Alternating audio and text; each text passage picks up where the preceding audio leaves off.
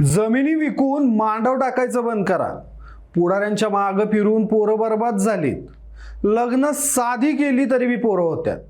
या शेवटच्या वाक्याच्या पुढं आणखीन एक वाक्य आहे, पण माझ्यावर थोड्या मर्यादा असल्यामुळं मी ते वाक्य इथं बोलू शकत नाही. पण या वाक्यावरून मी कुणाबद्दल बोलणार आहे हे तुमच्या लक्षात आलंच असेल. मी बोलणार आहे ते महाराष्ट्राचे लाडके सेलिब्रिटी कीर्तनकार हरिभक्त परमपूज्य इंदुरीकर महाराज. इंदुरीकर महाराज गेल्या काही दिवसांपासून पुन्हा एकदा सोशल मीडियावर ट्रेंडिंगवर आलेत आणि आता त्याचं कारण ठरलंय ते म्हणजे त्यांच्या मुलीचा शाही विवाह सोहळा. या विवाह सोहळ्यात त्यांनी ती प्रत्येक गोष्ट केली आहे जी गोष्ट सर्वसामान्यांनी करू नका असं सांगण्यासाठी त्यांनी लाखो रुपयांच्या सुपाऱ्या घेतल्या होत्या. बरं, ते ट्रेंडिंगवर येण्यासाठी इतकंच कारण नाहीये. त्यांच्या मुलीच्या लग्नातला एक व्हिडिओ व्हायरल होतोय ज्यात VVIP लोकांची राजकीय शाही बडदास्त ठेवली जाते. तिथंच सर्वसामान्य वराडी मंडळी मात्र उपाशी राहायची पाळी आल्याचं दिसतंय. नक्की काय आहे सगळं प्रकरण? इंदुरीकर महाराज का पुन्हा एकदा नेटकऱ्यांच्या रडारवर आलेत? त्यांनी यापूर्वी काय मुक्ताफळं उधळली होती? आपल्या कथनी आणि करणीमध्ये त्यांनी काय फरक केलाय? सगळं समजावून सांगतो पुढच्या काही मिनिटांमध्ये. नमस्कार, मी शशी आणि तुम्ही पाहताय कट टू कट. तुमच्या हातात आता जो मोबाईल आहे त्या मोबाईल मधलं YouTube उघडा आणि सर्च मध्ये इंदुरीकर महाराज फनी इतकंच टाका. तुम्हाला शॉर्ट्स व्हिडिओ, लॉंग व्हिडिओचा अक्षरशः भडीमार होईल. आपल्या करिअरच्या सुरुवातीला विनोदी शैली म्हणून इंदुरीकरांचं कौतुक होत होतं. मात्र या कौतुकाच्या नादात इंदुरीकर महाराजांची जीव इतकी घसरत गेली की हा व्हिडिओ पाहून तुम्हाला प्रश्न पडेल की हे महाराज कीर्तन करतायत का कट्टरतावादाला खत पाणी घालतायत. सुरुवातीला आपण त्यांच्या आजवरच्या करिअर मधली टॉपची 5 वादग्रस्त विधानं पाहूया. स्त्री संघ समस्थितीला झाला तर मुलगा होतो, विषम तिथीला झाला तर मुलगी होते आणि स्त्री संघ अशी वेळी झाला तर होणारी संतती रांगडी, बेवडी आणि खानदान मातीत घालणारी होती. त्यानंतर लव्ह मॅरेजवर मुक्ताफळ उधळताना ते म्हणाले होते, लव्ह मॅरेज करणाऱ्या माणसाची बायको नवऱ्याला नावानं हाक मारती.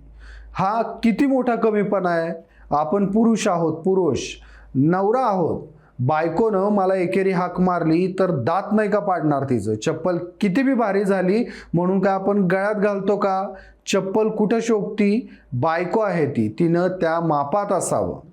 त्यानंतर मुलींवर बोलताना देखील इंदुरीकर महाराज बेफाम सुटायचे. ते म्हणायचे, शाळेतल्या पोरींचं दप्तर तपासत जा, वया चेक करत जा, STचा पास चेक करत जा.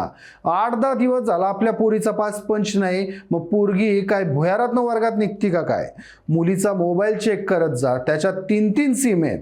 तुम्हाला एकच नंबर माहिती आहे, 2 नंबरांना घरात रेंज नाही. मुलीचा मोबाईल घरात आवाज देत नाही, घरात तो सज्जन असतो, सायलेंट असतो, घरात तो फक्त कणतो. बरं, त्यांची सगळी विधानं त्यांच्याच कीर्तनात श्रोत्यांनी रेकॉर्ड करून व्हायरल केलेली. यावरून इंदुरीकरांवर टीका तर झालीच, पण त्यानंतर कायदेशीर बडग्या पुढे झुकत इंदुरीकरांना माफी मागावी लागलेली. त्यामुळे असे व्हिडिओ व्हायरल करणाऱ्यांना शाप देताना इंदुरीकर म्हणाले होते, माझ्या कीर्तनाच्या व्हिडिओ क्लिप्स YouTubeवर टाकणाऱ्यांची मुलं दिव्यांग जन्माला येतील, त्यांचं वाटोळं होईल. माझ्या जीवावर आतापर्यंत 4,000पेक्षा जास्त लोकांनी YouTubeवरून कोट्यवधी रुपये कमावलेत. याच लोकांनी मला अडचणीत आणलंय. या विधानावरून त्यांना मोठ्या प्रमाणात समाजात टीकेचा सामना करावा लागलेला. मात्र इंदुरीकर महाराज कधीच बदलले नाहीत. त्यांनी लोकप्रियतेचं गिमिक अचूक ओळखलं होतं. त्यामुळे कीर्तन करताना प्रबोधनाच्या नावाखाली त्यांची भाषा आणि जीभ कायम घसरायची आणि कमरेखाली जायची आणि याचा त्यांना कधीही पश्चाताप झाला नाही. समाज प्रबोधन करण्याच्या नावाखाली त्यांनी कायम महिलांवर शेरेबाजी केली, मुलींच्या राहणीमानावर टीका केली, मुलींच्या मेकअप करण्यावर टीका केली. लग्नात होणाऱ्या खर्चावर टीका करताना हेच इंदुरीकर महाराज म्हणाले होते, जर DJ न लावता लग्न केलं तरी बी मुलं होतात. मात्र याच इंदुरीकर महाराजांनी आपल्या मुलीचा साखरपुडा मोठ्या थाटामाटात केला. त्यावरून माध्यमामध्ये त्यांच्याच विधानांचे दाखले देत टीका झाल्यानंतर त्याला बदतील ते इंदुरीकर महाराज कुठले. उलट लोकांना डिवचण्यासाठी मी माझ्या पुरीचं लग्न याच्यापेक्षा मोठं करणार, कुणाला काय करायचंय ते करा, अशी भूमिका त्यांनी घेतली होती. त्यानंतर त्यांनी आपला शब्द खरा देखील केला. आपल्या पोरीच्या लग्नासाठी त्यांनी 100 एकरांवर मांडव घातला, भव्य व्यासपीठ उभारलं. आपल्या पोरीच्या लग्नावर त्यांनी प्रचंड पाण्यासारखा पैसा खर्च केला होता. खरा पैसा खर्च करण्याला कुणाचा आक्षेप असण्याचं कारण नाही, पण जेव्हा तुम्ही लोकांना समाजामध्ये लग्न साधेपणानं करा म्हणून संदेश देता तेव्हा तुम्ही स्वतः त्याचं किमान अनुसरण करावं ही माफक अपेक्षा असते. आपल्या भाषणात इंदुरीकर असेही म्हणायचे की राजकारण्यांच्या नादाला लागून पोरं बरबाद झाली. पण याच इंदुरीकर महाराजांनी आपल्या पोरीच्या लग्नात राज्यातले मोठे मोठे राजकारणी बोलावले होते आणि त्यांची VIP बडदास्त ठेवली होती. मात्र ही बडदास्त ठेवताना त्याच नादात इंदुरीकर यांचं सर्वसामान्यांकडे मात्र दुर्लक्ष झाल्याचा आरोप झाला. ज्या सर्वसामान्यांच्या जीवावर इंदुरीकरांनी पैसा कमावला, नाव कमावलं, फेम कमावलं, त्या सामान्य वऱ्हाडी मंडळीकडे मात्र इंदुरीकरांनी दुर्लक्ष केलं. त्यांच्या मुलीच्या लग्नातला एक व्हिडिओ सध्या सोशल मीडियावर प्रचंड व्हायरल होतोय, ज्यात सर्वसामान्य वऱ्हाडी मंडळी जेवणासाठी ताटकळलेली आहे. कोणाला नुसता भात येतोय, कोणाला नुसती भाजी येते, तर कुणी वाट बघून ताट्यावरनं उठून चाललंय, तर कुणी पुढ्यात येईल ते खात. हा व्हिडिओ व्हायरल झाल्यावर इंदुरीकर पुन्हा एकदा ट्रोल व्हायला सुरुवात झालेत.